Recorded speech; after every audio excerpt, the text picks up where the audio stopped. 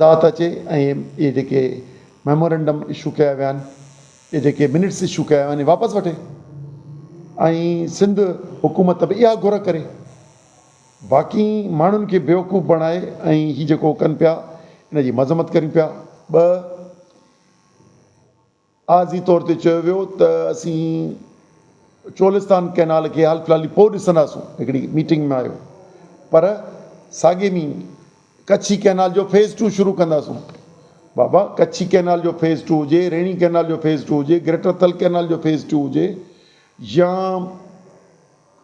या चश्मा right bank canal जो phase 2 हुजे,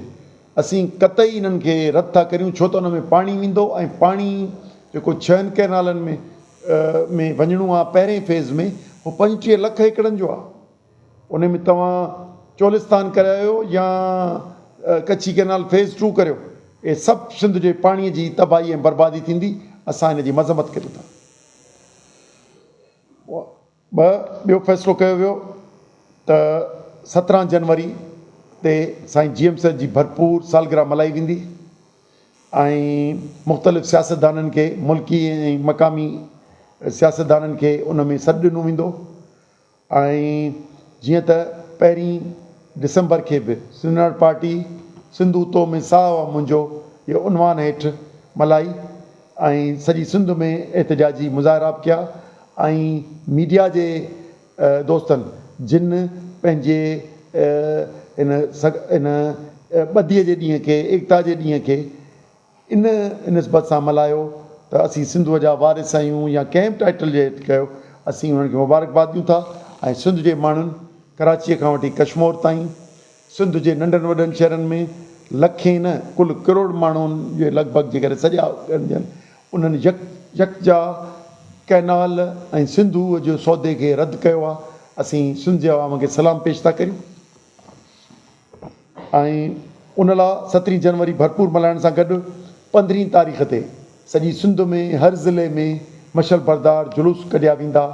ऐं उहो साईं GM साहिब जे सालगिरह जे निस्बत सां ऐं साईं GM साहिब जे अज़ीम किरदार खे साराहियो वेंदो ऐं उते उन में शिरकत जो अज़्म कयो वेंदो। उन खां सवाइ असां इहो फ़ैसिलो कयो आहे त हीअ जेका हलंदड़ तहरीक आहे, आबादगारनि जी तहरीक आहे, तॾहिं बि असांजो कारकुन बिना झंडनि जे बि उन में शिरकत कंदो। असां उनखे सियासी गैर सियासी कंहिंजे नथा करियूं, हर जाइ ते असांजी उन सपोर्ट हूंदी। आबादगारनि जो सुभाणे एतिजाज आहे मीरपुर ख़ासि में, ऐं पंहिंजनि साथियुनि समेत उन में भरपूर शिरकत कंदुसि जेको 6 कैनालनि जे ख़िलाफ़ु आहे। ऐं 11 तारीख़ ते नवाब शाह में उहो उनजे ऑर्गेनाइज़ बि कंदासूं, उन में भरपूर शिरकत कंदासूं। ऐं हिकिड़ो अॼु जी मीटिंग में फ़ैसिलो कयो वियो उहो इहो आहे त हिकिड़ो हफ़्तो 9 दिसंबर खां वठी 15 दिसंबर ताईं हिकिड़ो पूरो हफ़्तो मल्हायो पियो वञे। बेदारी मार्च कया वेंदा हर ज़िले में। इन हफ़्ते में मुख़्तलिफ़ ज़िलनि में मुख़्तलिफ़ असांजा सियासी अॻुवान उन्हनि जी अॻुवाणी कंदा त 9 तारीख़ खां वठी 15 ताईं पूरो हफ़्तो बेदारी मार्च कया वेंदा। हर हिकु ज़िले में, सिंध जे सभिनी ज़िलनि में मार्च कया वेंदा ऐं इहो सॼो पूरो हफ़्तो बेदारी मार्च करे मल्हायो पियो वञे। इन खां सवाइ असांजी परीहं मीटिंग बि आहे असांजे अॻुवाननि सां गॾु, हुननि सां सिंधू दरिया बचायो तहरीक जंहिंमें सियासी जमायतूं आहिनि उन्हनि सां असांजी परीहं मीटिंग बि आहे। उन में